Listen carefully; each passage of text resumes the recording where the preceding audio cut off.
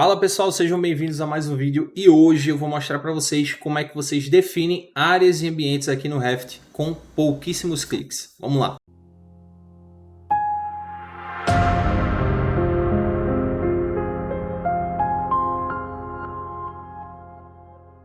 Bom, para você entender como é que a gente fazia isso no AutoCAD, né? Se você lembrar, a gente tinha aquela ferramenta de área onde a gente tinha que contornar manualmente aquele nosso ambiente para que a gente pudesse definir a área dele, né?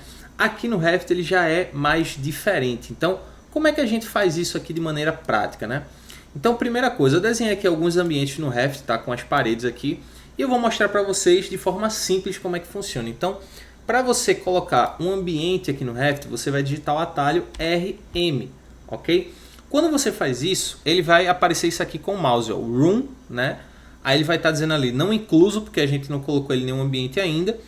E quando eu passo ele aqui, ó, em algum cômodo fechado, ele já mostrou aqui a área, 15,91 metros quadrados ou 13,49, ou seja, ele já calculou automaticamente a minha área, ou seja, eu não preciso ficar desenhando. Eu desenho minha parede e tudo mais, só que lá no AutoCAD eu desenhava, né, meu projeto, minhas paredes, as portas e tudo mais, só que além disso, quando eu queria definir uma área, eu tinha que contornar, e aí depois, com a ferramenta texto, eu colocava ali a minha área, tudo mais. Então, se por exemplo eu mudasse a dimensão do ambiente, eu tinha que mudar manualmente tudo. Então, vê que trabalheira. Aqui não, aqui é tudo automático. Então, ó, o que pode acontecer muito, né? Você faz isso aqui, ó, e não aparece nada. Então, lembra, clica aqui. Se isso acontecer, clica aqui, ó, identificar na colocação, e aí vai aparecer, tá? Porque na verdade é o seguinte, ó, vou clicar, vou botar nesse aqui, por exemplo. Ó. Eu dou um clique e ele já fez. Aí eu vou dar um clique aqui também, outro clique aqui, ou seja, um clique para cada ambiente, tá? O que é que você precisa entender? Por que aqui fora, por exemplo, ele não está colocando? Porque eu não tenho um ambiente fechado, pessoal. Um ambiente fechado é quando eu tenho 4 paredes ou faço um contorno, né, todo de um ambiente com as paredes. Então, ó, por exemplo, vou colocar aqui, não tem nada, ele vai ficar ali, mas não tem nada. Se eu desenhar uma parede aqui, não acontece nada.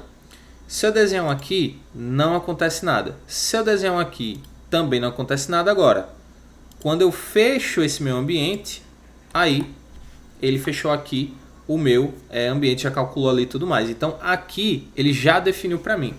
Uma coisa importante para você entender é, quando eu clico, eu estou colocando dois elementos aqui, ó. Tanto é que se eu selecionar aqui eles, ó, tem aqui dois, tá? Um é o ambiente propriamente dito, que quando eu passo o mouse tem esse X aqui, ó. Isso é um ambiente. E eu tenho o identificador do ambiente, que é a forma que eu estou meio que identificando aquele ambiente. Eu estou mostrando os dados daquele ambiente. Então, por exemplo, se eu clico aqui no identificador dele, eu posso mudar área e pé direito para área e perímetro. Aí agora ele vai estar me dando com outro tamanho, eu posso mudar o tamanho dele aqui também, tenho vários, né? Eu posso colocar a área e o perímetro, área e pé direito, ou só a área, ou só o nome do ambiente, ó. Beleza? Então eu tenho essas formas de identificar aquele meu ambiente, de mostrar os dados dele da forma que eu quiser, ok? Isso graças ao nosso template. Então isso aqui você não vai ver em algum outro template por aí não. Isso aqui tem no da gente, pode ter em outros, mas o da gente aqui está bem organizadinho com o nome do ambiente, com escalas, com área, área e pé direito, área e perímetro. Então a gente já deixou aqui pré-definido para você e você tem acesso a esse template aí de graça. É só clicar no link aí da descrição, beleza? Mas outra coisa que você tem que saber aqui sobre essas áreas, você pode definir a forma como elas são feitas também, ó. Por exemplo, se eu vier aqui área e ambiente, ó, aqui no menu arquitetura, área e ambiente, eu posso vir aqui, ó, em cálculos de área e volume, tá? E aí vê que interessante, ó, eu venho aqui em cálculo de área do ambiente, tá? E eu tenho acabamento da parede, centro da parede, camada do núcleo ou no centro do núcleo da parede. Esse núcleo aqui a gente não vai falar agora porque senão a gente vai complicar mais. Mas, por exemplo, aqui, ó, no acabamento da parede é o acabamento interno, é a face interna da parede. Quando eu coloco o centro da parede, ele vai pegar o eixo daquela minha parede. Olha só como as áreas vão aumentar de forma pequena, mas elas vão aumentar. Ó. Então aqui agora ficou 17,13, porque ó, ele está pegando o centro daquela parede. Beleza? Então é por isso que ele aumenta. Então às vezes, em alguns projetos, em alguns cálculos, eles querem que você inclusive coloque esse centro, tá? Porque você perde área da parede. Por exemplo, aqui, antes no caso, né, ele estava contando só essa área aqui. Imagine que eu tenho esses ambientes aqui conectados. Ó. Vamos fechar aqui, por exemplo. Ó, vamos fechar aqui. Então, por exemplo, essa área aqui da parede, esses 15 centímetros da parede aqui, estariam perdidos. Eu não estaria contabilizando essa parte. Agora, se você colocar no centro, ele vai contabilizar como um todo, entendeu? Ó, deixa eu colocar aqui de novo. Cálculo, centro da parede, tá? E aí, ele está pegando o centro aqui dessa parede, ó, assim como essa aqui também, ó.